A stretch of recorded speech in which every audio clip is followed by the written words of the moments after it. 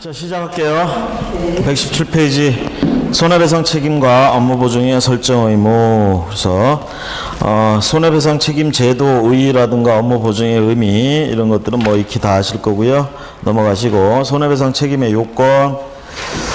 일단 이런 업무보증을 했다 또는 공제가입 뭐 이런 것들을 통해서 업무보증을 했다. 결국은 만약에 이제 과실로 인해서 사고가 터졌다든가 이렇게 되면 그 손해를 배상하기 위한 건데, 손해배상을 하게 되는 요건 첫 번째 고의 또는 과실이 있어야 되고요. 고의 또는 과실이 핵심적인 요건입니다. 그래서 개업공인중개사가 고의로 의뢰인들에게 손해를 입혔다든가 또는 과실로 손해를 입혔다 그러면 이 부분에 대해서 배상을 해야 된다. 자, 중개 행위를 함에 있어서 고의 또는 과실로 인하여 거래 당사자에게 재산상의 손해를 발생하게 한 때 그 손해를 배상할 책임이 있다. 그래서 동그라미 1번 고의성이 있어야 된다. 그다음에 2번에 과실이 있어야 된다. 둘 중에 하나가 있어야 된다라는 얘기고요. 뭐 과실에 대해서는 뭐 경과실, 중과실, 뭐 추상적 과실, 구체적 과실 뭐 이렇게 표현들을 하는데, 뭐가 됐든 경과실이어도 손해가 발생했다 그러면 어쨌든 손해를 배상을 해야 됩니다. 자, 그런데 중요한 건 개업공인중개사의 고의나 과실 때문에 손해가 발생해야지 그 손해를 배상하는 겁니다. 아무 상관이 없는, 즉 인과관계가 없는 그런 손해는 배상할 필요가 없다라는 얘기겠죠. 그래서 개업공인중개사의 잘못 때문에 손해가 발생한 거, 그래서 인과관계가 있어야 됩니다. 인과관계. 그 다음에 현실적으로 동그라미 4번에 가보시면 손해가 발생해야 됩니다. 그래서 발생한 손해를 배상해야 된다라는 것. 자, 기억에 개업공인중개사 중개 때문에 당해 재산의 경제가치가 현재의 손해를 보아야 됩니다. 그러므로 피해자의 정신적 손해는 이 손해배상에서 제외됩니다. 자, 우리가 보통 이제 손해가 발생됐다 그러면 크게 보면 그거에 경제적인 부분하고 정신적인 부분에서 왜 우리가 충격을 받잖아. 그쵸? 그러면 배상을 해줄 때 정신적인 부분도 배상을 해주느냐? 뭐 다른 데서도 마찬가지지만 특히 이 법에서는 정신적인 부분까지는 배상하지 않는다 이 얘기입니다. 우리나라는 이 정신적인 부분에 대해서는 조금 박해요. 그런 거 뭐 좀 해주고 이런 게 없어. 이 법도 마찬가지예요. 그래서 정신적인 손해는 손해배상에서 제외한다. 니은에 보시면 대신 정신적인 손해의 경우에 이 법에서 말하는 손해는 들어가지 않지만 우리가 민사상, 민법으로는 750조 이하의 불법행위 책임에 들어갈 수는 있습니다. 불법행위 책임, 불법행위로 인한 손해배상 책임의 750조에는요, 민법에 이건 경제적인 부분뿐 아니라 정신적인 것까지 다 포함해서 얘기합니다. 그래서 굳이 정신적인 부분으로 배상 청구를 한다 그러면 그걸로 청구해야 된다. 여기 정신적 손해의 경우 업무 보증에 의한 손해배상에서 제외될 뿐 개업공인중개사 민사상 책임까지 면제되는 것은 아니다. 그래서 이게 이제 이렇게 구분을 하셔야 돼요. 갑하고 을하고 거래를 하는데 이것을 A가 중개를 했습니다. 자, 그런데 예를 들면 이쪽에 손해가 발생을 했어요. 자, 여기에 과실이 있어요. A에 과실이 있어요. 그러면 이 손해를 배상해야 되겠죠. 과실 때문에 손해가 발생했어요. 인과관계 있죠? 그렇죠? 이럴 때 이 손해는 둘 중에 하나예요. 경제적인 손해와 그 다음에 정신적인 손해, 이렇게 나눠볼 수가 있다라는 얘기입니다. 이 중에 A가 지금 업무보증 1억에 가입이 돼 있다고 해봅시다.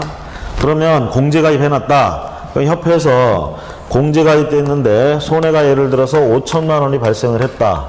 그럼 이 5천만 원을 여기서 내준다는 얘기예요. 5천만 원을 내주는데 만약에 이 5천만 원이 경제적인 손해였어. 그럼 5천만 원을 다 내주는 거예요. 여기서. 그러려고 가입해 놓은 거잖아 지금. 그쵸? 협회 공제가입했어요 지금. 여기서 5천만 원을 내줍니다. 그런데 만약에 여기에 정신적 손해가 한 1,000만 원 정도 났다라고 감정이 나왔어. 정신적인 손해. 그 이 부분도 여기서 내주느냐 이 얘기죠. 이건 안 내준다고요. 이걸로 보장해 주는 건 경제적인 손해만 보장해 준다고요. 그럼 이거는 어떻게 하느냐? 우리 입장에서는 이건 따로 청구해야 된다. 여기서 받아낼 수가 없다라는 거. 그거는 어떻게? 얘한테 직접 청구하는데 근거는 민법을 근거로 청구해야 된다. 민법의 750조 이하의 불법행위에 의한 손해배상 책임으로 청구해야 된다. 아시겠습니까? 구별되죠? 그래서 우리 공인중개사법에서는 정신적인 손해를 이걸로 배상하라 이렇게 얘기하는 건 아니란 얘기예요. 결국은 이거는 민법으로 따로 찾아가야 된다. 그래서 요걸로 해주는 건 요것만 여기까지만 해준다는 얘기죠. 그럼 이 사람이 민법상으로 얘가 이제 청구해가지고 1,000만 원 물어주라고 판결이 나왔어. 그럼 얘는 어떻게 해야 되느냐? 여기서 1,000만 원 내달라는 소리 못 합니다. 자기가 1,000만 원 마련해서 갚는 수밖에 없어요. 주는 수밖에. 이건 어디까지나 경제적인 손해를 보장하기 위해서 들어오는 보험이다. 공제가입이다. 아시겠죠? 네? 그러면 이제 우리가 이렇게 생각돼요. 아, 그러면 내가 1년에 20몇만 원 내서 공제가입 해놓으면 이런 일이 터졌을 때 5천만 원 떡 내주고 야, 좋다 이거. 그걸로 끝나는 게 아니죠. 공제가입, 여기 원래 얘가 내야 될 돈 5천만 원을 대신 내준 거잖아. 어? 아니, 매년 20몇만 원 내잖아요. 그거는 이렇게 터졌을 때 대신 내달라고 미리 약속하는 돈이에요, 그거는. 응? 그러니까 어떻게 해야 돼? 5천만 원 어떻게 해야 돼? 구상하는 거지. 결국은 갚아야 돼요, 5천만 원. 이쪽에서. 안타깝습니다. 자, 그 구조. 자, 그래서 정신적인 손해는 이 법으로 보상하는 것이 이 법에 의한 손해배상이 아니다. 자, 가로 2번에 자기의 사무실을 다른 사람의 중개행위 장소로 제공하는 거 30조 2항에 나와 있습니다. 그렇게 제공함으로써 거래 당사자에게 재산상의 손해를 발생하게 한 때는 그 손해를 배상할 책임이 있다. 자, 자기 사무실을 다른 사람의 중개행위 장소로 제공해라 하지 마라 이런 거 위반사항 없어요. 그런 건 상관이 없는데 중요한 건 만약에 누군가에게 손해가 발생했다 그러면 그 사무실 주인이 물어줘야 되는 상황이 생길 수도 있다라는 얘기입니다. 그러니까 사무실 함부로 빌려주시면 안 되겠죠? 네? 자기 사무실은 자기가 이용합시다. 자, 그 다음에 업무 보증의 설정, 업무 보증의 방법. 자, 업무 보증은 언제까지 해야 돼요? 업무를 개시하기 전까지. 보증의 방법은 보증 보험가입, 협회나 이런 데서 하는 공제가입, 공탁을 거는 것. 공탁은 법원에다 거는 거고요. 이거는 보장해야 될 금액 전액을 다 거는 거예요. 보증 설정액이 1억이다 그러면 1억을 다 공탁 걸어 놓는 거야. 이거는 실비로 가능합니다. 되게 비슷할 거예요, 금액은. 제가 처음에 2001년에 처음에 낼 때가 25만 원 돈인가 냈었어요. 지금은 뭐 많이 할인해가지고 19만 원 얼마인가 내는 것 같은데 4월 달에 냈어요, 저도. 매년 냅니다. 매년. 이것도 그렇고 매년. 그리고 이건 어디까지나 소멸성이라고 생각하세요. 만기 환급 이런 거 없습니다. 소멸된다라는 거. 그래서 매년 된다. 자, 그러면 이제 협회가 이거 운영한다고 그랬죠? 협회에 보면 주 수입원이라고 할 수도 있어요, 협회. 협회가 원래는 어떻게 운영돼야 돼? 회원들의 회비로 운영이 돼야 되겠죠? 그래서 회원들 회비도 회비지만 이 공제가입하는 거 업무가 굉장히 주 수입원입니다. 대부분의 이제 회원들이 대개 공제가입을 해요. 회원이 아닌 사람도, 회비 안 내는 사람들은 회원이 아닌 거야. 이런 사람들도 다 공제가입은 저기 와서 합니다. 되게. 그럼 이제 공제가입하면 그거잖아요. 보험회사가 생명보험 같은 거, 우리 열심히 보험 가입해서 또는 화재보험이나 이런 데 돈 내면 보험회사가 이 돈 가지고 있다가 말 그대로 자기들이 보장한 일이 터지면 내주는 거잖아. 약속한 금액을. 그러니까 얘들이 그 금액을 가지고 있어야 되는데 이게 거둘 때 보면 이렇게 받아놓을 때 보면 충분히 남아요. 평상시에. 일이 일어나는 확률을 다 따져보고 이걸 걷기 때문에 그 이제 남는 금액이 있다고 여유롭게 이제 가지고 있고, 그래서 이 중에 일부만 남기고 나머지는 또 굴려야 돼 얘들이. 특히나 만기 환급해주는 이런 보험 같은 경우에는 이걸 굴려서 어떻게 돼요? 만기할 때는 내가 낸 거보다 더 많이 주잖아 또. 그 돈을 만들어야 돼 얘들도. 그래서 일정 부분 남겨놓고 나머지는 굴리는 거야 얘들도. 그래서 대출 업무 해주고 그러는 거야 대출. 대출해가지고 그 돈 벌어가지고 만기 환급 해주고 이런 일 터지면 내주고. 여기 공제도 그런 식으로 하는 겁니다. 공제도 받아놓은 돈 가지고 일정 부분 남기고 나머지는 사업, 여기는 돈을 만들어서 만기 환급해주고 할 필요가 없으니까 이 돈 대부분은 이제 이 협회 운영이나 이런 데 쓴단 말이에요. 쓰고 일부가 이제 이런 일 터질 때 대비해서 나간다라는 거. 이렇게 보시면 되겠어요. 그래서 이제 항상 보면 최소한 이걸 다 써버리면 안 되겠죠. 그렇죠? 그래서 최소한 뭐 지급 준비율 뭐 이렇게 해가지고 책임 준비금 같은 거 몇 % 이상은 남겨놓고 업무를, 그리고 이 돈도 아무데나 쓰면 안 돼. 쓸 수 있다고 해서 아무데나 쓰면 안 되고 공인중개사들을 위해서 써야 된다 이렇게 되고. 그래서 협회가 이제 하는 일 중에 가장 핵심적인 일이다. 그리고 저렇게 운영을 했을 때, 저 돈을 썼을 땐 매년 이제 보고를 하는 거예요. 어떻게 썼고 뭐에 썼고 이런 것들을 운영 보고하게 돼 있습니다. 자, 업무 보증의 방법. 자, 업무를 개시하기 전에 해야 되겠죠. 우리 이거 개설 등록할 때 기억 한번 해봅시다. 개설 등록 신청을 할 때 업무 보증 설정합니까? 개설 등록 신청을 먼저 하죠. 필요한 서류 한번 생각해 보세요. 개인인 개업공인중개사를 기준으로 한번 해봐. 필요한 거 딱 두 가지죠. 일단 뭐가 필요해? 실무교육 받아야 되고 사무소 확보한 거 서류 있어야 되잖아. 그렇죠? 이 두 개 있어야 되잖아요. 당연히 공인중개사에 하고. 그럼 이제 낼 때 어떻게 신청서, 개설 등록 신청서를 낸단 말이에요. 신청서 작성해서 내면서 이 두 가지 했다라는 거 확인 서류 붙여서 내죠. 자, 업무 보증 설정했다는 서류 들어가요, 안 들어가요? 안 들어가잖아. 그러니까 처음에 업무 보증부터 하는 게 아니야. 개설 등록 신청을 일단 하는 거예요. 그럼 그 다음에 어떻게 한다 그래서 요건이 다 갖춰진 걸 보면 개설 등록 대장에다가 써준다고 그랬잖아. 등록해 주는 거야. 등록이잖아 말이. 그래서 대장에다가 등록해 줍니다. 등록해 주면은 걔들이 이렇게 등록한 거 언제 썼는지 내가 어떻게 알아? 내가 신청한 사람이. 얘들이 썼다고 알려줘야지. 그쵸? 등록해놓고 우리한테 통지해줘요. 당신 신청한 대로 등록했습니다. 등록 통지. 이거 해주는 거예요. 자, 그럼 이게 무등록이다 등록이다? 이제부터는 등록인 거예요. 아직 등록증 안 내줬죠? 등록 통지만 해준 거. 통지하고 등록증 내주는 거하고는 달라요. 그래서 등록 통지만 해줬어. 등록은 된 거야 일단. 그리고 여기서 그래서 등록이 통지된 상태에서 하면 무등록은 아니라 그랬잖아. 등록업은 맞긴 맞는데 중요한 건 업무 개시 전에 해야 될 걸 안 하고 하게 되면 과태료니 정진이 뭐 이런 거 당할 수 있다고 그랬잖아요. 그 중에 특히 업무 개시하기 전에 특히 해야 될 거 보증 설정하는 거. 또 하나 뭐 있어요? 인장 등록. 가장 핵심적인 거잖아. 그 다음에 뭐 굳이 얘기하자면 이런 서류들 벽에다 걸어놔야 되잖아요. 개시. 그쵸? 개시하려면 서류를 받아야 되는데 업무 보증 같은 거 서류. 그쵸? 그래서 업무 보증은 언제까지 설정하느냐? 업무 개시하기 전까지. 그렇죠? 그래서 등록관청에서는 어떻게 합니까? 일단 등록 통지해주면 우리 보고 가서 뭐 하라는 얘기야? 업무 보증 설정하고 오라는 얘기죠.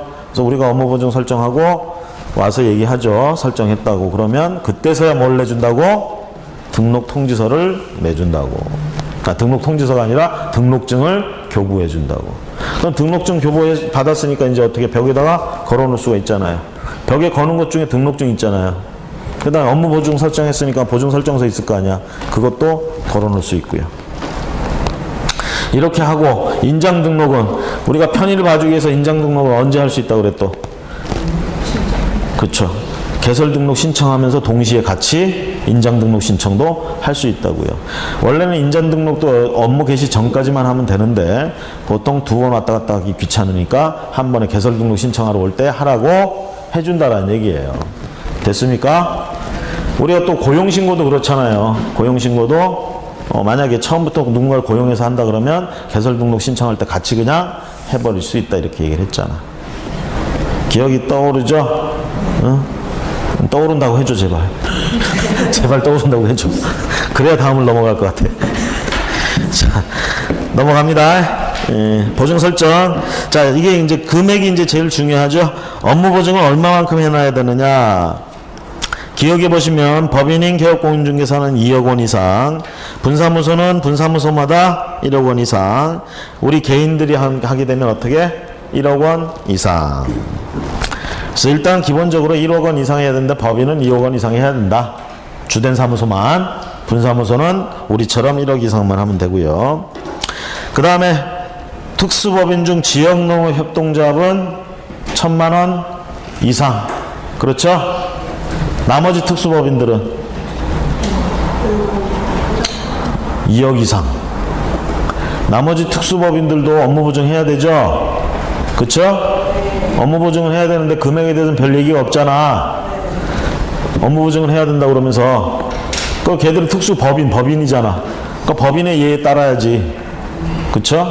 이 중에 지역농업협동조합만 얘들이 거래하는 물건 자체가 농지잖아요.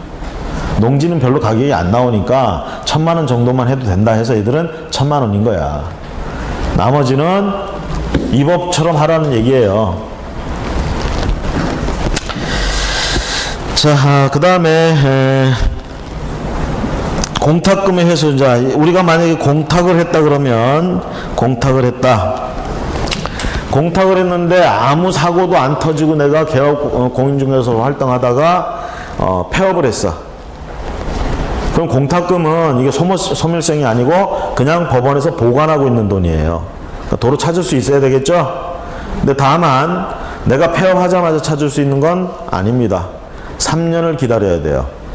왜냐하면 얼마 전에 사고 친 게 나중에 가서 불거질 수도 있기 때문에 미리 돈 타가면 안 된다는 얘기입니다. 3년. 자, 그 다음에요. 그 3년 이내에 일을 해소할 수 없다 체크하시고, 니은에 등록이 취소된 경우, 법인이 해산된 경우, 자, 이랬을 때도 마찬가지로 공탁금은 찾아갈 수 있는데, 중요한 건 이때도 3년이 지나야 찾아갈 수 있다. 자, 여기서 이제 법인의 대표자가 만약에 사망을 했다. 자, 법인도 공탁금 걸 수 있겠죠? 응?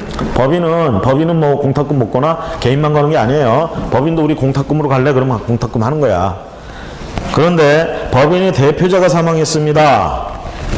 그럼 이거 법인 해산하는 거예요? 대표자가 사망을 해서 다른 구성원들이 야, 우리 해산하자 이렇게 결의해서 해산하면 몰라도 그런 게 없으면 대표자 사망했다고 해산되는 건 아닙니다. 대표자가 사망했으면 다른 대표자로 바꿔놓으면 되잖아. 그쵸? 그래요, 안 그래요? 그래서 법인의 대표자가 사망했다는 이유 가지고 공탁금 바로 해소할 수 3년 지나면 해소할 수 있다, 이거 아니에요. 해산. 그 다음 넘어가셔서 보증 설정 보증서서 사기랜다. 보증 설정 시기 신고. 자, 첫 줄 언제까지? 업무를 시작하기 전까지. 보증을 설정한 다음에 어디다 신고해? 등록관청에 신고. 그렇게 하면 등록증 교부해 준다고 그랬죠? 자, 그 다음에 디귿번에 가보세요. 자, 이런 보증 설정하고 해야 되는 업무 안 했다. 등록이 취소될 수 있으며 업무정지 처분당할 수 있습니다. 자, 등록이 취소될 수 있다는 얘기는 임의적 등록 취소죠. 이거는 전부 무슨 사유라고 그랬어? 업무 정지 처분 사유가 된다고 그랬죠. 그래서 거기 그렇게 나와 있는 거예요. 자, 그 다음에 보증 설정 신고의 예외. 개업공인중개사는 보증을 설정하면 등록관청에 신고하도록 하고 있으나 보증기관이 보증 사실을 등록관청에 직접 통보하는 경우에는 신고를 생략할 수도 있다. 요즘은 이런 보증이나 이런 것들을 하는 기관들이 서비스 정신이 투철하기 때문에 자기들한테 어떻게든 오게 하려고 이런 업무는 당연히 자기들이 해줍니다. 그래서 난 돈만 내면 여기서 신고를 해줘요. 모르겠어. 법원에서는 신고해주는지 모르겠어. 제가 공탁금은 안 걸어봐가지고. 근데 거기 말로는 법에는 만약에 이런 기관들이 등록관청에다가 업무 설정했어요 라고 신고해주면 내가 따로 할 필요는 없다. 됐습니까? 보증 설정 신고 예외, 그 다음에 보증사항 설명, 그리고 보증서 사본 교부. 그래서 중개를 할 때마다 우리가 거래계약서 작성해서 교부할 때, 거래계약서 작성할 때, 요럴 때 이제 우리가 요렇게 손해를 보상하기 위해서, 배상하기 위해서 요런 데 가입이 돼 있다는 걸 설명해 줘야 돼요. 아시겠죠? 그리고 그 공제가입이든 보증보험이든 그 증서가 있겠죠? 이 증서 사본을 복사해 뒀다가 교부해야 됩니다. 얘들한테. 아시겠죠? 얘가 중개를 했죠? 그러면 얘들한테 당연히 교부가 돼야 되는 게 뭐냐? 거래계약서 교부돼야 되겠죠? 중개대상부 확인설명서 교부돼야 되겠죠? 그 다음에 이 보증 설정한 서류 사본이 반드시 교부가 돼야 돼요. 그 다음에 요즘은 이제 뭐 법에서는 안 나오는 것 같은데 이거 정보 이용 동의서라는 게 있어. 또 이런 거 작성해서 교부하게 돼 있어요. 자, 어쨌든 보증 설정에 관계된 서류를 우리가 이럴 수 있어. 또 이거 공동중개했다. 얘는 얘, 얘는 얘. 그 둘이 만나가지고 중개했어. 공동중개죠. 그쵸? 그러면 공제가입 증서, 서류, 얘 거를 교부할까? 얘 거를 교부할까? 둘 다. 아시겠죠? 둘 다. 그래서 공동중개하게 되면요, 거래계약서도 내부 작성해야 되죠. 왜? 하나, 둘, 셋, 넷. 하나씩 가져가야 되잖아. 그쵸? 중개대상부 확인설명서도 내부 작성해야 되지. 도장 서명날인도 4번씩이나 해야 돼. 거기다가 보증, 업무보증, 이 공제가입 증서 이런 것들도 2개나 작성해야 돼. 이때는 우리는 가져갈 필요 없잖아요. 그쵸? 여기 가져가는 거 필요하다. 2개. 얘도 작성하고 얘도 서류 내놓고 얘도 서류 내놓고. 그래서 이게 서류만 굉장히 많아요. 나중에는 서명 날인하다가 막 지친다니까. 도장 찍다가 막 손에 쥐가 나고 막 그냥 그렇게 될 정도로 중개를 하면 좋겠다 이 얘기지. 손에 쥐가 안 나. 아무리 해도. 그래서 일부러 한번 할 때 아주 힘줘서 꾹꾹 눌러. 꾹꾹. 쥐 한번 놔보려고.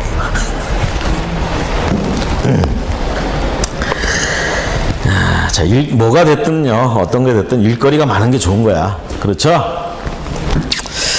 자, 그래서 보증서 사본 교부하는 거, 그 다음에 보증의 변경 재설정 봅니다. 보증은 변경 갈아탈 수도 있어요. 그렇죠? 보증은 갈아탈 수도 있습니다. 자, 갈아탈 때는 기간 중에 갈아타는 겁니다. 재설정도 기간 중에 해야 돼요. 기간 중에. 이게 만약에 제가 이제 예를 들면 4월 8일이 만기일이었어. 이거 4월 9일날 하면 과태료 물어야 돼요. 아시겠죠? 업무는 계속 하고 있으면 등록된 상태에서 이거 4월 9일날 보증가입하면 과태료 내야 돼. 몇 시간 동안 안 들었다 이렇게 되는 거예요.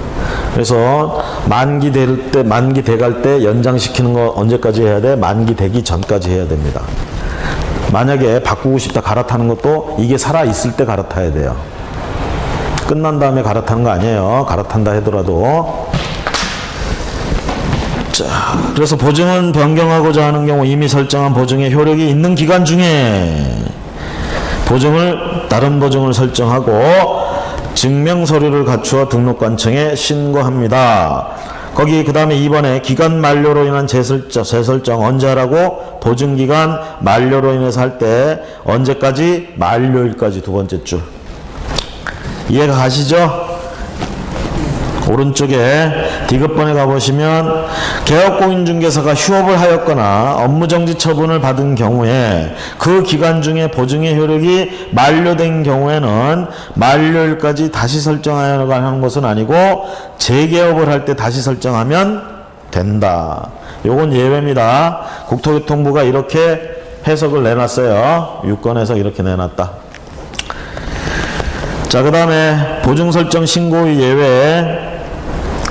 마찬가지로 이렇게 변경을 하거나 재신고, 재설정할 때도 마찬가지예요. 그 기관에서 해주면, 신고해주면 내가 따로 하지 않아도 된다. 그 다음에 보증보험금 또는 공탁금의 지급과 보전. 보증보험금 또는 공탁금의 지급. 그럼 보세요.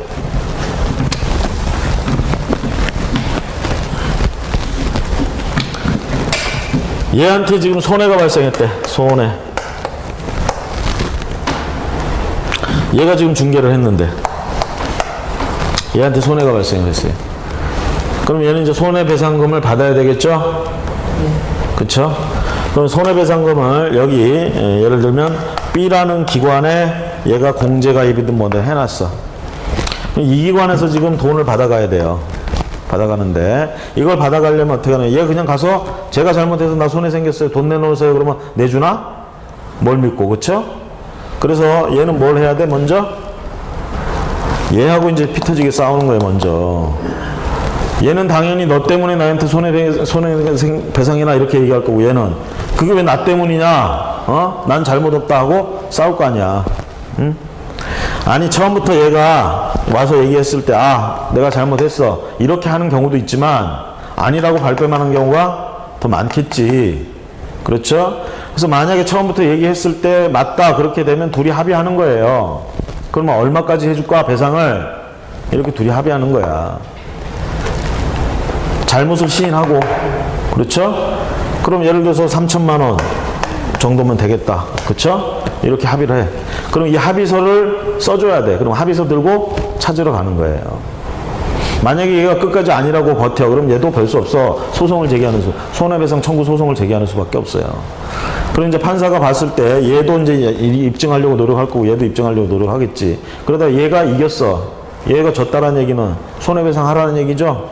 그럼 판결문 나올 거 아니야. 그럼 판결문에 얼마 지급해라 이렇게 나올 거 아닙니까? 그걸 들고 가야 돼 또. 그래야 내주지.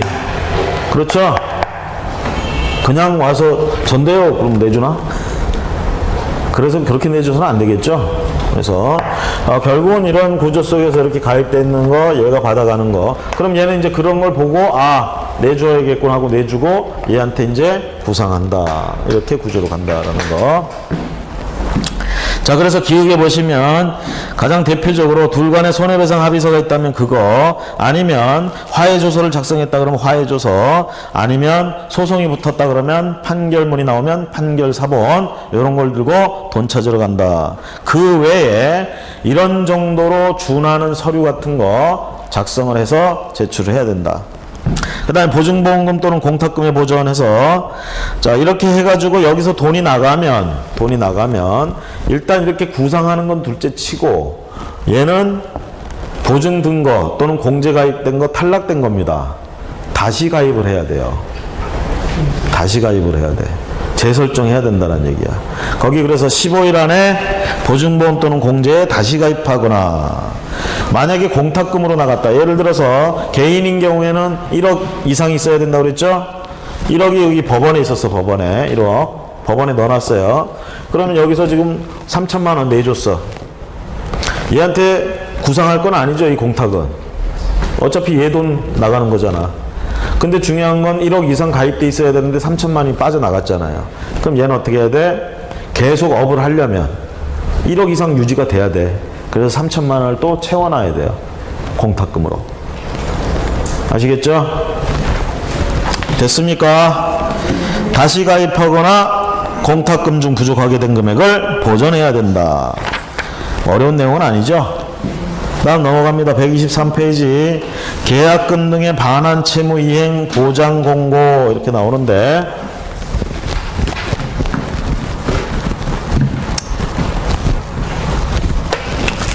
갑하고 을하고 거래를 합니다.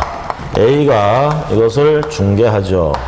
자, 그런데 문제는 이런 거래를 통해서, 자, 이쪽이 매도인이고 이쪽이 매수인이다. 예를 들면 금액이 계약금이라는 게 여기 넘어갑니다. 계약금 넘어가죠. 자, 그런데 이 계약이 해제가 되는 수도 있어. 그랬을 때 만약에 이쪽의 잘못으로 여기서 해제권이 생겼고 이걸 해제했다 그러면 여기는 받은 계약금을 어떻게 해야 돼? 돌려줘야 되겠죠. 그렇잖아요. 이 해제가 되게 된 이유가, 해제 사유가 얘의 잘못이라며. 그렇죠? 돌려줘야 되는 거야. 얘는 해제권이 생겼고, 그래서 해제를 하면 돌려줘야 되는데, 중요한 건 그렇다 하더라도 자기 주머니에 있는 돈 잘 안 내줍니다. 그렇죠? 그렇잖아. 잘못했어도 일단은 끝까지 버텨 그냥. 보통 사람은 그래요 다. 자기 주머니에 들어온 돈은 잘 안 내주게 돼 있어. 이거 잘 내주고 이렇게 되면은요 우리가 평생 가난해. 보통 그러더라고 사람들 보니까, 겪어보니까. 잘 내주는 사람 별로 없어요. 되게 끝까지. 왜냐하면 그 사람도 이 긴가민가거든. 응? 이걸 내가 내줘야 되나 말아야 되나 이런 경우도 있고, 알면서도 안 내주는 아주 악덕인 사람들도 있고. 응? 근데 그걸 뭐라고 할 수는 없어. 사람이면 다 그렇거든. 그렇죠? 그래서 이제 중요한 건 그거예요. 얘가 지금 계약금을 내줘야 되는데 안 내주고 버티면 얘가 괴로울 뿐이야. 얘는 지금 그 돈을 가지고 어디 딴 데 가서 계약하고 뭘 해야 되는 상황이 될 수도 있잖아요. 그렇죠? 근데 안 내주니까 힘들어지잖아. 그래서 계약을 하는 당사자들 사이에서는 이런 문제를 어떻게 해결하느냐. 그렇죠? 이런 문제들, 이게 걱정되는 거야. 그래서 지금 얘기 나오는 거야. 계약금 등의 반환 채무 이행 보장 공고. 그래가지고 어떻게 하느냐. B라는 예치기관, 뭐 예를 들면 은행에 A가 A 명의로 통장을 계좌를 하나 개설을 하는 거예요. 그렇게 해가지고 얘가 계약금을 여기다 집어넣는 거야. 여기다가. 그러니까 제3지대를 하나 만들어 놓는 거예요. 그래서 제3지대의 책임자가 얘인 거지. 그렇죠? 얘 명의로 해놓고. 그리고 계약금을 얘한테 내. 그러면 얘가 계약금 안 낸 거예요? 낸 거예요? 낸 거야. 근데 저쪽엔 자기 주머니에 안 들어왔잖아. 하지만 얘가 여기다 넣어놓은 건 봤잖아. 그쵸? 이거 여러분들 이제 보면 인터넷 쇼핑이나 이런 것들 우리가 문제가 많이 터질 수 있는데, 인터넷 쇼핑도 이런 쪽으로 좀 발전을 해야 돼. 이런 쪽으로 좀 하는 데도 있을 거야 지금 보면은. 왜냐하면 사기가 많잖아 또 보면. 응? 물건이 진짜 싸. 그래서 입금해 놓으면 안 오잖아 물건이 진짜 뭐 가전제품들 엄청나게 싸. 그래서 와 열심히 결제하고 해놨는데 안 와. 그 나중에 연락해보면 없잖아. 어? 이런 일들이 생길 수 있으니까 이런 걸 보장하기 위해서 돈을 제3지 기관, 중립적인 기관이 맡아놨다가 물건이 오는 거 보고 돈 내주고. 그쵸? 물건 보내주는 쪽에서는 또 뭐냐면 돈을 받아야 보내주겠다 이렇게 말하는 이유가, 보내줬는데 돈 안 보내주면 또 그렇잖아. 그러니까 이제 믿을 수 있는 제3기관에서 돈을 맡아놓고 그리고 거기서 물건을 보내줘. 아니면 또 물건도 제3기관이 맡아놨다가 돈을 또 보내주면 물건을 주고, 이런 식의 방법이 갈 수 있잖아요. 응? 응? 수수료? 자, 여기도 그렇게 하는 거예요 지금. 그래서 계약금을 여기다가 걸어놓고 이렇게 합니다. 자, 그랬을 때요, 만약에 이런 경우가 생길 수 있겠죠. 누군가 잘못을 해가지고 반대쪽에 해제권이 생겨서 해제를 해버린다. 그러면 아까처럼 얘가 지금 돈을 내줘야 된다. 지금 얘 수중에 없잖아요. 얘는 해제권이 확실하게 생겨서 해제만 됐다 그러면 이걸 증명할 수 있는 서류만 들고 여기 찾아가면 바로 찾아갈 수 있잖아요. 그래서 이런 제도를 운영을 강제적으로 하면 좋은데, 아직까지는 우리 정서가 이걸 받아들이지 못해서 권고할 수 있다 이렇게 얘기를 하는 겁니다. 그래서 개업공인중개사가 중개를 하면서 이런 제도도 있습니다. 이렇게 하실래요? 라고 권고할 수는 있어요. 강요는 할 수 없고요. 자, 그런데 이제 문제는 개업공인중개사가 이런 걸 권고를 잘 안 하는 이유는 뭐냐면, 예치명의자를 자기 말고 다른 기관들, 공공기관이나 이런 것들로 할 수도 있는데, 그렇게 하면 좀 덜한데 자기 명의로 하는 경우도 있어. A 명의로. 이러면 일이 굉장히 복잡해지는 거야. 이걸 하기 위해서 또 이제 문제는 뭐냐면, 얘한테 지금 계약금 맡겨놓는 거잖아요. 고양이한테 생선 맡겨놓는 거야 사실. 응? 예를 들어서 계약금이 한 10억대. 계약금이 10억 정도면 갖고 튀어도 되지 않나요? 인생 한번 걸어볼 필요 있잖아. 아닌가? 그건 아니에요? 적어도 뭐 조단인 정도는 돼야 돼? 근데 포부는 그렇게 크게 가지는 거야. 어디 10억 껌 깎고 들고 튀어. 그렇죠? 근데 그런 사람이 있어. 그러니까 얘들도 뭐 때 그런 걸 대비해서 이건 또 보증을 또 따로 설정을 해야 돼요. 이렇게 하려면 자기가 예치명의자로 활동을 하려면 따로 보증을 또 설정을 해야 돼. 그러니까 안 하겠지 다.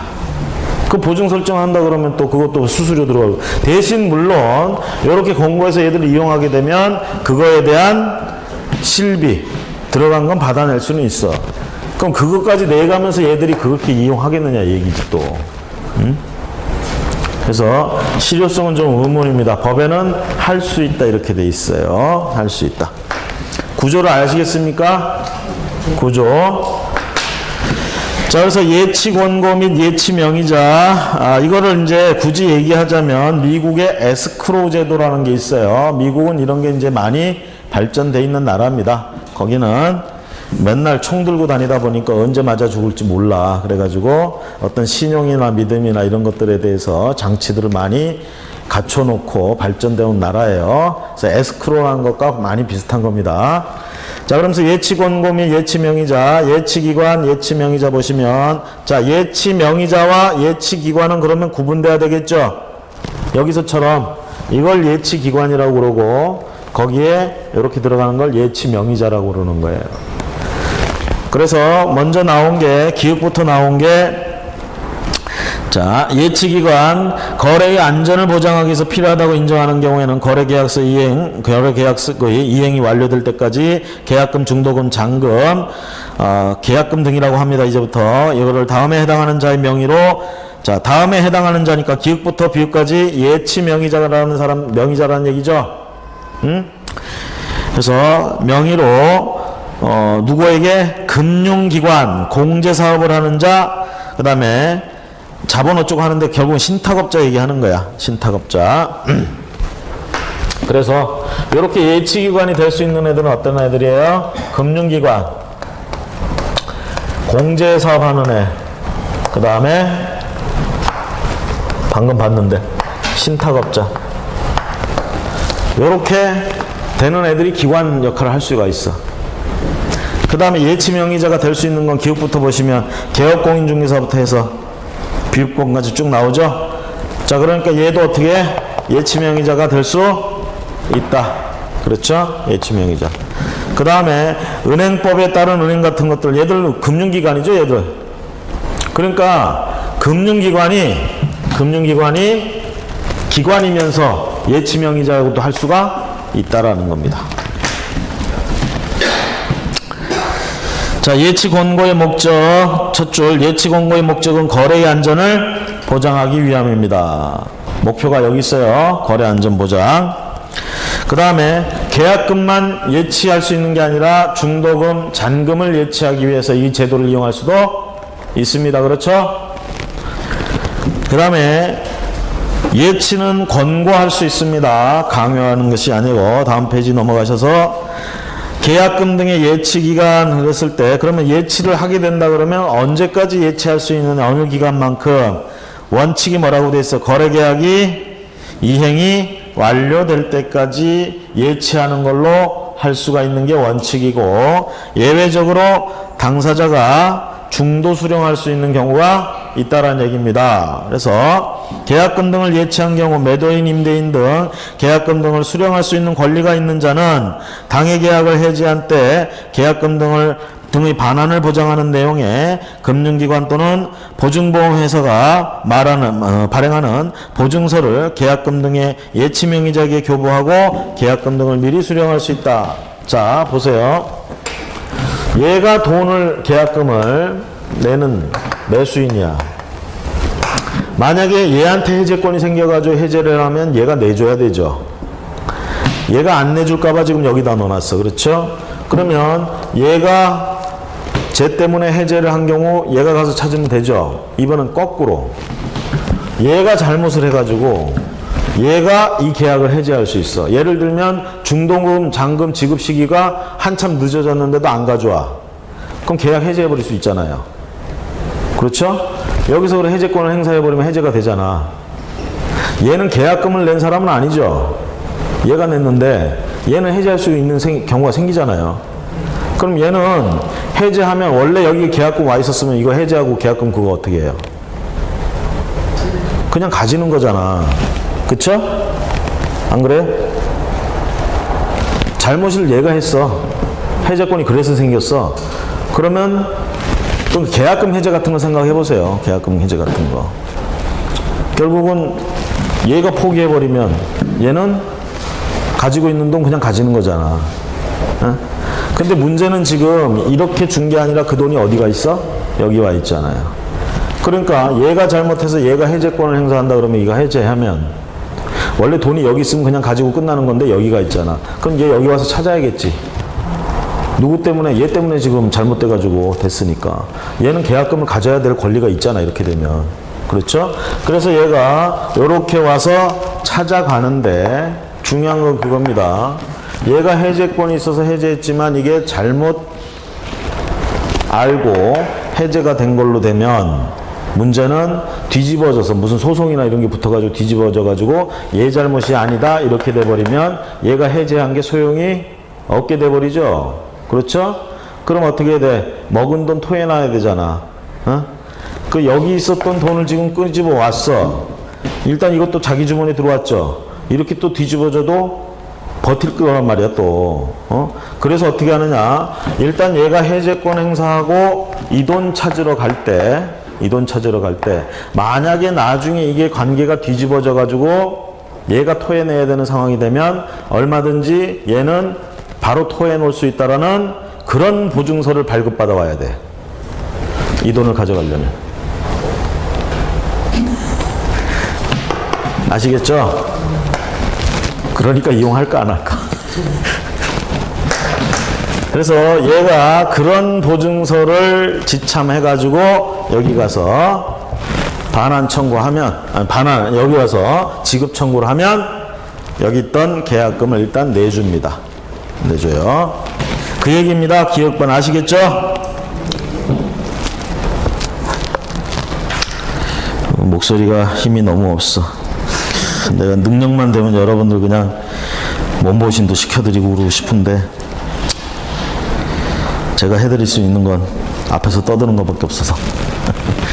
자, 가로 3번 개업공인중개사가 예치하는 경우의 의무 해서, 자, 만약에 개업공인중개사가 예치명의자가 된다 그러면 뭘 해야 되느냐? 거기 의뢰인과 약정 의무 해서 저렇게 예치하기로 약정을 해야 됩니다. 약정이 돼야 한다라는 거. 그 다음에 니은에 가보시면 개업공인중개사가 아닌 자들이 금융기관이나 이런 애들이 예치명의자가 될 때는 약정 의무가 없고요. 디귿번에 가보시면 예치하는 경우에 실비, 소요되는 실비를 청구할 수 있습니다. 오른쪽에 가보시면 계약금 등의 예치 관리 의무. 자, 만약에 개업공인중개사 명의로 예치하게 되면 자기 소유 통장에 지금 들어가죠? 그쵸? 자기 원래 또 다른 통장이 있을 거 아니야. 그럼 그거하고 지금 합산해서 하면 어떻게 계산하는 데 복잡하겠지? 따로 분리해서 관리하라는 얘기입니다. 그래서 자기 소유 예치금과 분리하여 두 번째 줄. 그 다음에 이런 예치금은 거래 당사자의 동의 없이 인출하면 됩니까? 안 됩니까? 안 됩니다. 그 다음에 이런 걸 하기 위해서는 개업공인중개사는 동그라미 3번 보증가입 사본교부. 그래서 똑같이 보증을 또 가입해야 돼 이거. 두 번째 줄에 보시면 예치 대상이 되는 계약금 등에 해당하는 금액을 보장하는. 만약에 1억을 예치해야 될 것 같아. 그러면 1억만큼 보장하는 보험을 가입하든 공제를 가입하든 해야 됩니다. 그러면 당연히 그런데 돈이 들어가겠지. 그 비용은 실비로 청구할 수 있다라는 얘기입니다. 자, 그래서 보증가입 그리고 그렇게 가입했다는 사본은 또 어떻게 해야 돼? 교부해야 되겠죠. 넘어가셔서 개업공인중개사 의무 위반. 이거는 개업공인중개사가 의뢰인과 약정 의무, 예치 관리 의무, 보증가입, 사본 교부 의무 이걸 위반한 경우에 업무 정지 처분을 받을 수 있습니다. 중요한 건 한다면 이런 의무를 다 지켜야 되는데 안 한다면 전혀 상관이 없어요. 한다면 이런 의무를 지켜야 되고 안 지켰을 땐 업무 정지 처분.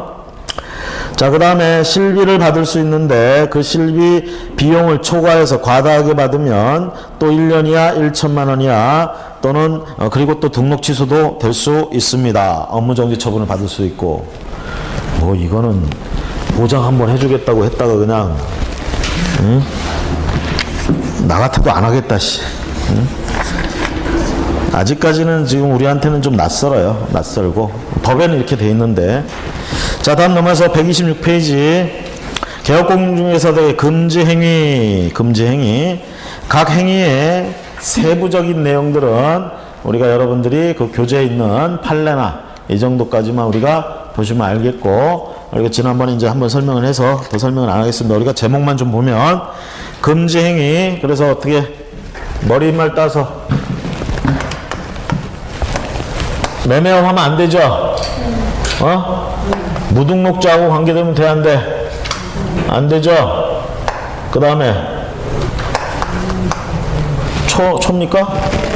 초과수소하면 되죠? 돼요, 안 돼요? 안 되고. 거짓된 언행으로 판단을 그르치게 하면 안 되죠? 4개 자르고 3개 뭐 증서 같은 거, 거래가 금지되어 있는 증서 이런 거 중개하고 그러면 안 되죠? 사고 파는 거 직접 해도 안 되고. 그 다음에 직접 거래나 쌍방 대리 안 되죠? 투기를 조장하거나 투기 부추기거나 투기하는 거 안 되죠? 그쵸? 매무초고 증상투. 이렇게 나눈 거는 이유가 뭐예요? 이쪽은 1년 1천, 여기는 3년 3천. 이렇게 가죠? 자, 개업공인중개사 이런 짓 하다가 걸리면 어떻게 되죠? 이런 짓 하다가 걸리면 업무정지 처분, 등록이 취소 가능하고 업무정지 처분. 소속공인중개사가 이런 짓 하다가 걸리면 자격정지. 그렇죠? 행정처분은 어떻게 되고 형벌은 어떻게 되는지 구분해서 기억합시다. 여기는 1년 1천, 여기는 3년 3천. 됐죠? 이 각 행위가 뭘 의미하는지는 이제 다 아시죠? 그렇죠? 그래서 부연 설명은 하지 않겠습니다. 6절 개업공인중개사 등의 금지행위. 금지행위 그 굳이 또 옆에서 친절하게 부작위 의무라고 해놨네. 부작위라는 게 뭐야? 뭔가를 하지 않는 걸 부작위라고 하죠. 의무니까 뭐야? 뭔가를 하지 않을 의무. 금지행위는 달리 표현하면 이렇게 표현합니다. 부작위 의무라고. 이 말이 더 어려워. 자, 금지행위에 의해서는 안 되는 거 얘기하고요. 자, 그 다음에 금지행위 각 개별적으로 가로 1번 봅니다. 중개대상물의 매매를 업으로 하는 행위. 매매를 업으로 한다고 그랬으니까 매매를 한 번 한 거 이런 건 업이 아니죠. 업으로 하려면 어떻게 해요? 계속적 반복적 이게 들어가야 되잖아. 그러면 내가 집을 한 채 가지고 있다가 중개하다가 누가 집이 필요한 사람이 왔어. 의뢰인이. 내가 집이 있어. 이 집은 팔고 싶었어. 얘가 딱 찾는 집이야. 매매계약을 해서 팔아치웠어. 매매업이에요? 한 번 했어, 한 번. 매매업은 아니죠. 그럼 금지행위가 아닌가? 이런 거 해도 돼요? 내가 원룸 건물이 하나 있어. 생각만 해도 배가 부르네. 원룸 건물이 하나 있어. 세를 채워놔야겠지. 개업공인중개사야. 누가 왔어. 원룸 찾는데 내 집 보여줘. 마음에 든대. 계약했어. 임대인, 임차인. 해도 돼요? 안 돼요? 돼요, 안 돼요? 왜 안 돼? 근거를 대셔야지. 왜 안 돼?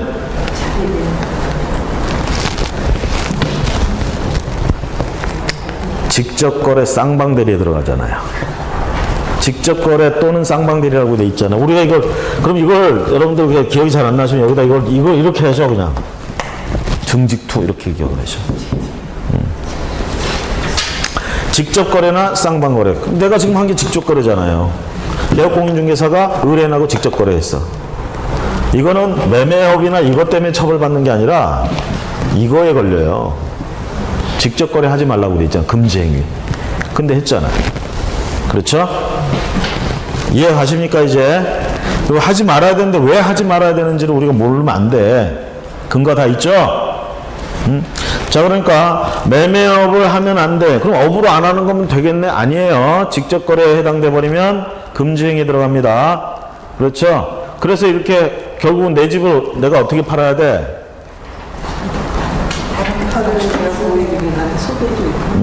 그렇게 해서 파는 게 일반적인데 많이들 하는데 이렇게 할 수 있잖아요. 내가 사무실에 앉아 있는데 누가 찾아와서 집을 찾아달래. 이건 의뢰인이잖아. 그런데 내가 밖에 이렇게 돌아다니다가 어떤 사람한테 내 집 좀 살래 했더니 그 사람이 사겠대. 이건 또 뭐야? 이게 직접 거래냐 이 얘기죠. 그 사람은 나한테 의뢰인이 아니죠. 그냥 내가 찾아가서 내 집 좀 사 그랬어. 그럴 땐 사겠대. 이건 나의 중개에 대한 고객이 아니잖아. 그렇죠? 그래서 제 생각으로는 이런 건 가능하다고 생각이 되는데 어떤지는 모르겠어요. 현실에서. 자, 어쨌든 보통은 개업공인중개사들도 자기 물건 처리할 때 되게 다른 옆집에 내놓거나 이렇게 합니다. 근데 의뢰인이 아닌 자라면 해도 상관이 없다 이렇게 보고 있어요. 자, 매매를 업으로 하는 거 돼요 안 돼요? 돼요 안 돼요? 안 돼요. 자, 개업공인중개사, 개인인 개업공인중개사 겸업 의무, 겸업 제한 있습니까? 원칙적으로는 없죠. 그렇잖아요. 중개업 하면서 딴 거 못해요? 못하는 거 제한 없죠? 자, 그런데 여기 금지행위에 뭐라고 돼 있어? 매매업은 하지 말라고 돼 있잖아. 그래서 매매업은 겸업을 못하는 거야. 됐습니까? 자, 오른쪽에 가로 2번 중개사무소 개설 등록을 하지 아니하고 중개를 영위하는 자인 사실을 알면서 그를 통하여 중개를 의뢰받거나 그에게 자기의 명의를 이용하게 하는 행위. 한마디로 정리하면 무등록자하고 관여되는 거, 엮이는 거 안 된다는 얘기입니다. 이런 조항을 두는 건 이제 여러분들도 보호를 좀 해주기 위해서 하는 거예요. 이런 사람들하고 관여해서 하지 말라는 얘기야. 우리가 처음에 이렇게 딱 사무실 차려놓고 아무도 안 올 때는요, 그냥 오는 사람이 반가울 따름이야. 응? 누가 또 찾아와가지고, 어디 물건 있다고 그렇게 막 내놔. 이런 사람들이 이러고 다니는 거예요. 무등록으로 중개업하고 다니는 사람들이야, 이런 사람들이. 그러면 처음에 어찌나 반가운지 그냥. 이 사람만 딱 연결되면 그냥 물건이 여러 개 나오는 것 같고 막 그래. 하지 말라는 얘기입니다. 이런 사람들이 발붙이지 못하게. 자, 그 다음에 3번 살해, 증여, 그 밖에 어떠한 명목으로도 중개 보수 또는 실비를 초과하여 금품을 받는 행위는 금지되어 있습니다. 그렇죠? 초과 부분 금지. 그래서 이런 거 있잖아. 부도난 수표는 어때요? 뭐 이런 것들 뒤에 다 판례로 나오죠? 정리하시고. 그러면 이런 거 한번 생각해 볼까요? 중개 수수료로 현금 말고 피카소가 아니고 그 누굽니까? 우리 황소 그림 잘 그리시는 분 이중섭의 소 그림을 딱 진품을 딱 받았어. 이거는 초과 수수료 아니에요? 돈으로 환산할 수 있으면 돈으로 환산해서 계산합니다. 초과 수수 되는 거지. 못해도 1, 2억인데 그거. 얘가 내가 지금 1억짜리 집을 한 채 해줬어.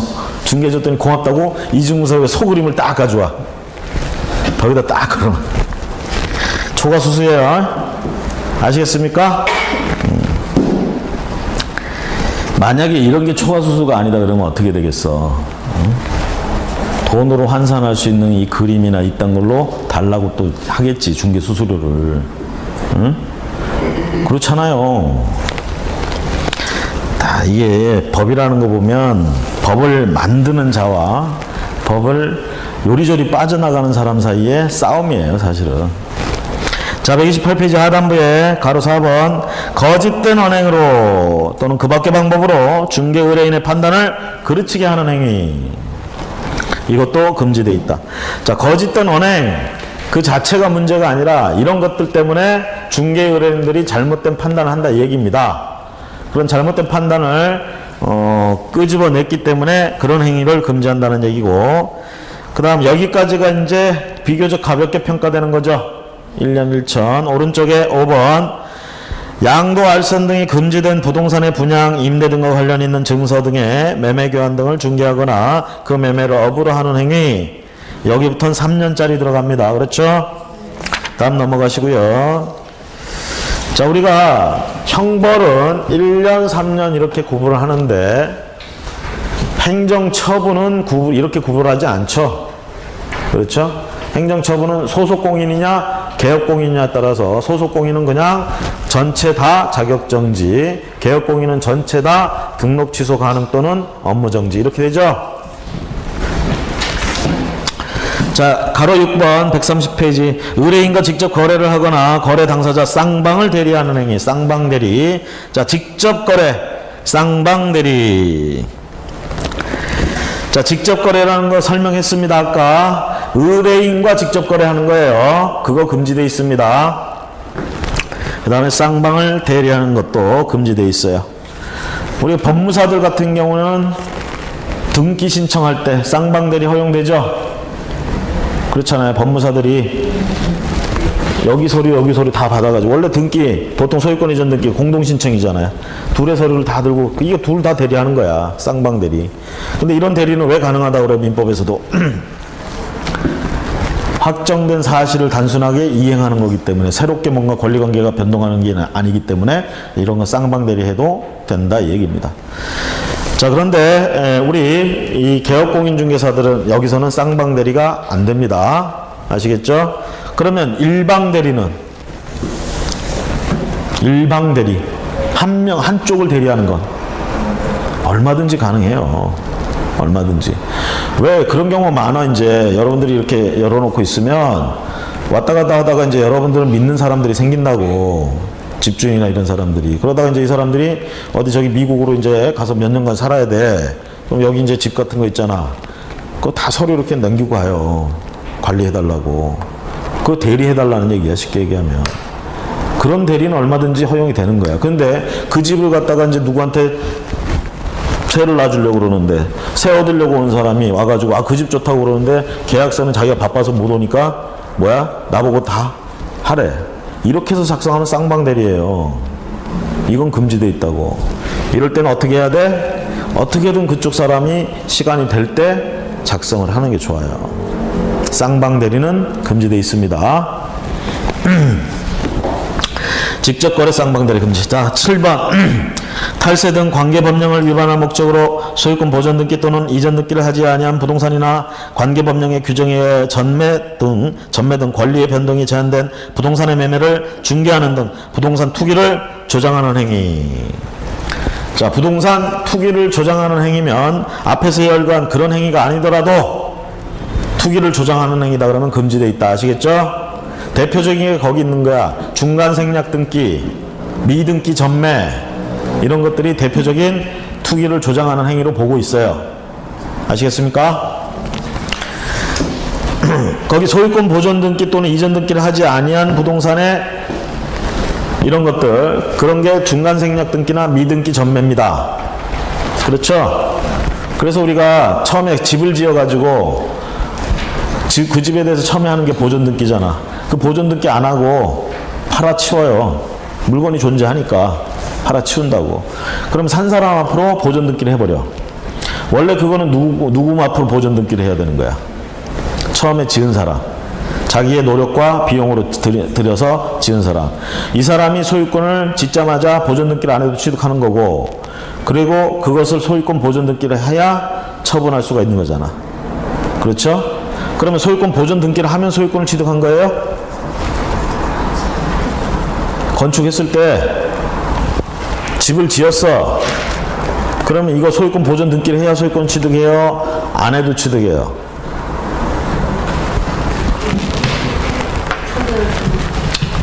집을 이렇게 지었어요. 집이 없었어요. 집이 생겼어요. 갑이 A라는 업자한테 지어달라고 했어요. 누가 지은 거예요, 그럼 이거? 이렇게 되면 얘가 얘한테 비용을 주죠? 얘가 지은 사람이 되는 거예요. 얘는 그냥 도급 받아가지고 일해준 사람일 뿐이야. 그러면 이게 다 지어지면 이렇게 되죠. 그럼 물건으로서 존재하잖아. 그럼 소유권이라는 게 발생을 해. 그럼 소유권을 누가 가지느냐 이 문제. 누가 가져? 갑이 가지죠. 이때 이 갑은 이걸 보존 등기 해야 취득해요? 안 해도 소유권 취득해요? 둘 중에 하나. 뭘 해야 돼? 보존 등기 해야 돼요? 안 해도 취득하죠. 187조 민법. 기타 법률의 규정에 의해서 취득한다. 그러니까 보존 등기를 안 해도 취득해. 그런데 소유권 보존 등기에서 그러면 이 소유권 보존 등기는 권리를 창설하는 효력이 있다 없다? 공시법에서 등기의 효력 같은 거 배우시잖아요. 응? 등기의 효력, 뭐 순위 보존의 효력, 권리 창설의 효력, 어쩌고 이런 효력들 있잖아. 그렇죠? 그럼 소유권 보존 등기는 권리를 창설하는 효력이 있느냐? 권리 창설이란 말이 뭔 말인지 아시잖아요. 권리가 생긴다 이 뜻이야. 보존 등기 하니까 생겼어요? 그 전에 생겼죠? 그래서 소유권 보존 등기는 권리 창설의 효력이 없다 이렇게 얘기합니다. 무슨 효력이 있느냐? 그냥 확인하는 효력밖에 없다 이 얘기예요. 보존 등기했다라는 얘기는 그 전에 이미 권리가 있고 소유권 보존 등기를 통해서 그걸 확인했을 뿐이다 이렇게 됩니다. 권리가 비로소 생긴 게 아니에요. 자, 그런데 이제 갑이 요걸 보존 등기 안 한 상태에서 을한테 팔아치워. 물건이 존재하니까 매매 같은 거 가능하겠죠. 그거 팔아치웠어요. 그럼 얘가 소유권을 취득하려면 이제 어떻게 해야 돼? 얘는 매매라는 행위를 했잖아. 법률행위 했죠. 물권 변동, 법률행위 플러스 부동산 같은 경우에 등기해야 되잖아. 동산의 경우 점유해야 되고, 그렇죠? 법률행위 플러스 공시방법을 갖춰야 된다 이렇게 얘기를 하잖아요. 부동산이니까 등기해야지. 법률행위 했으니까 등기해야지. 그럼 얘는 원칙적으로 하자면 무슨 등기를 했어야 돼? 그렇죠. 이전 등기를 해와야죠. 이 소유권을 이전. 근데 지금 소유권 보존 등기가 안 돼 있잖아. 얘들이 이제 노리고 하는 게 그거야. 얘 앞으로 그냥 보존 등기를 해버려. 그럼 보세요. 원래는 보존 등기 하고 이전 등기 해야 될 걸 안 하고 바로 이전 등기 하죠. 이런 걸 왜 할까? 아니, 안 하고 바로 보존 등기 일로 하죠. 이렇게 왜 할까? 세금. 그렇지. 세금. 무조건 세금이야. 세금. 취득세, 등록세. 그리고 이쪽은 또 양도소득세 같은 것들. 응? 이런 거 하려고 그냥 바로 이렇게 한단 말이야. 자, 이것도 가만히 보면 중간생략 등기랑 많이 닮았죠. 보통의 중간생략 등기는 어떻게 돼? 갑 앞으로 명의가 돼 있는 거를 을이 샀다가 을 앞으로 안 하고 병한테 팔고 바로 갑에서 병으로 이전 등기 하잖아. 이게 흔히 알고 있는 우리가 중간생략 등기잖아요. 이것도 중간생략 등기라고 얘기를 해요. 처음부터 이렇게 하는 거. 그 대신 이건 처음부터 이렇게 한다 해서 모두 생략 등기라고 표현을 해요. 머리 모자 이렇게 쓰고 해가지고 모두 생략. 자, 이런 거를 중개알선하면 어떻게 되느냐 이 얘기지. 만약에 중개해서 갑에서 을로 넘어갔어. 근데 을 앞으로 보존 등기 때린 거야. 이 중간에 A가 껴서 이렇게 하려고 했어. 그죠? 걸렸어. 딱 걸렸어. 자, 그러면 A는 처벌 받는다 안 받는다?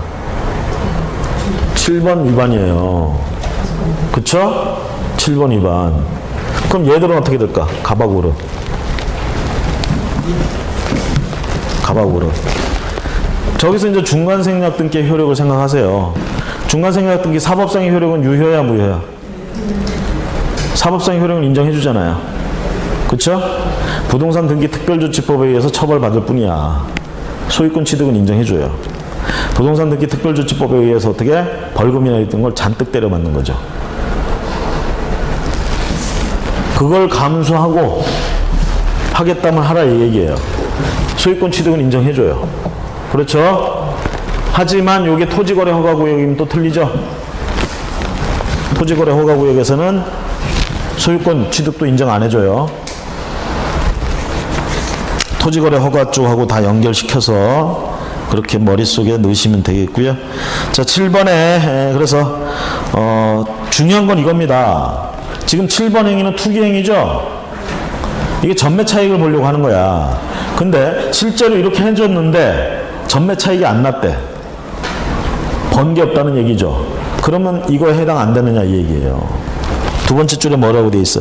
전매 차익이 나지 않는다 해도 금지됩니다. 아시겠죠? 전매 차익이 나지 않아도 투기에 성공을 못해도 처벌합니다. 얼마나 비참해. 응? 투기라고 돈 벌어볼까 했는데 돈도 못 벌고 처벌받고. 응? 자, 그 정도 내용 보시고 133페이지 금지 행위 위반에 대한 제재 행정 형벌은 4개 3개 나눠서 1년 1천 3년 3천 그 다음에 행정 처분은 뭐 양벌 규정으로서 이렇게 얘기를 하는데요. 소속 공인중개사도 하면 안 되죠. 그렇죠? 개업 공인중개사도 하면 안 되고 중개보조원은 하면 안 돼. 하면 돼, 안 돼?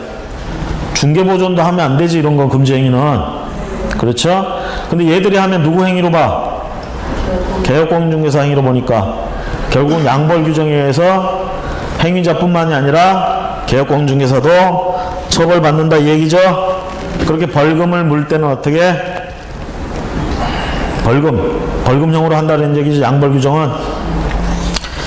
자, 그러면서요, 거기 그 개업공인중개사, 소속공인중개사, 중개보조원 각각 했을 때 어떤 처분을 받는지 거기 정리해놨으니까 살펴보시고, 그 다음에 자, 교육까지 하고 잠깐 쉴게요. 7절 개업공인중개사 등의 교육, 실무교육, 직무교육, 연수교육 반드시 받아야 되는 교육 3개. 그리고 다음 페이지 한 장 넘어가시면 거래사고 예방교육 같은 거는 받아도 그만 안 받아도 그만 의무적인 겁니다. 아시겠죠? 앞 페이지에 3개 실무, 직무, 연수는 반드시 받아야 되죠? 실무는 누구? 대상 개업공인, 소속공인, 그쵸? 공인중개사들을 상대로 하는 것이고, 직무교육은 중개보조원이 될 사람들을 상대로, 그렇죠? 자, 그리고 직무교육은 한 번 받으면 끝이죠. 중개보조원은 연수교육 있어요, 없어요? 있어요, 없어요? 없습니다. 중개보조원은 직무교육 한 번 받으면 끝이에요. 왜 그럴까? 중개보조원이 하는 일이 법상으로는 어떻게 돼 있어요? 단순 업무만 하게 돼 있어요. 단순 업무. 그러니까 단순 업무를 연수까지 받아가면서 뭘 배우냐 얘기야. 그래서 연수교육이 없어요. 직무교육만 받으란 얘기야. 그 다음에 실무교육하고 연수교육은, 자, 실무교육은 공인중개사들 상대로 하는 거죠. 그래서 개업공인중개사, 소속공인중개사가 되려는 자들 실무교육. 그 다음에 되고 나면 끝이 아니죠. 연수교육 받아야 되죠.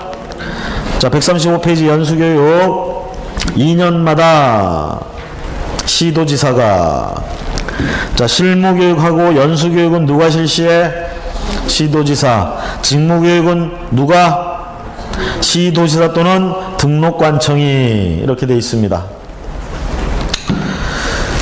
그래서 연수교육은 2년마다 받아야 된다라는 거. 그러면 연수교육은 개업공인중개사만 받아요? 소속공인도 받습니다. 자, 그런 차이점들이 시험 문제에서 나올 수 있으니까 챙겨서 보시고요. 넘어가시고, 자, 그러면 교육은 결국 누가 실시하는 거야? 시도지사 아니면 등록관청인데, 등록관청은 끼케야 직무교육 정도 관여하죠. 대개는 시도지사가 관여가 되고요. 그 다음에 국토교통부 장관이 교육과 관련해서 뭐 하느냐? 136페이지 교육의 지침 정도는 국토교통부 장관이 마련합니다. 136페이지 아래쪽에 교육의 지침 마련, 가로 1번 국토교통부 장관이 실무교육, 직무교육, 연수교육에 지침 마련한다. 됐죠? 거래사고 예방교육은 필요하다면 하는 거예요. 의무적인 거예요. 넘어가셔서 교육의 위탁. 실제로는 시도지사가 교육을 직접 하고 있지는 않죠. 기관에게 맡겨놨습니다. 교육의 위탁. 시도지사는 실무교육, 직무교육, 연수교육을 업무를 위탁할 수 있다. 그래서 대학교나 또는 협회 이런 데다가 업무 위탁할 수 있다. 준정부기관 같은데. 그 다음에 이런 교육을 위탁받아서 하려는 교육기관들은 어떤 시설을 가져야 되느냐? 거기 시설기준 이렇게 나와 있는데, 그 시설 기준까지 우리가 해야 될 필요가 있을까라고 생각됩니다. 그냥 한 번쯤 읽어보시고 넘어가시면 되겠어요. 잠시 쉬었다가 중개보수 보도록 하겠습니다.